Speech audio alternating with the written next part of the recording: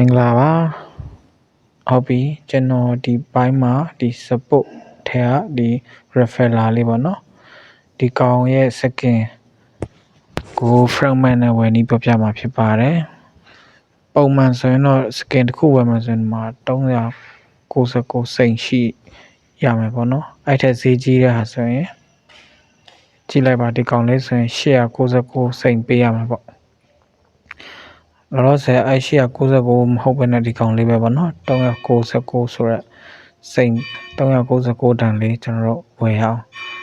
store ထဲကိုလာပြီးတော့ဒီ scan ထဲကိုလာလိုက်ပြီးရင်ဒီ fragment ထဲကိုလာလိုက်ပါအဲ့ဒီ fragment မှာကျွန်တော်တို့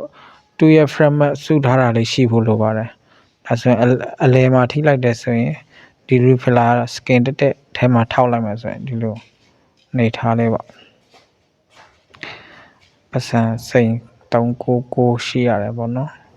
ကျွန်တော်ဝယ်ပြီဆိုတော့လေးနှိပ်ပေးရမှာအဲ့မှာဒီ fragment 100နဲ့ကျွန်တော်တို့ကအတည်ပြုပေးလိုက်အောင်ပဲဒါဆိုရင်ဒီစိန်399 fragment နဲ့ဝယ်လိုက်တဲ့သဘောပါပဲအဲ့ဆိုဟုတ်ပြီတဲ့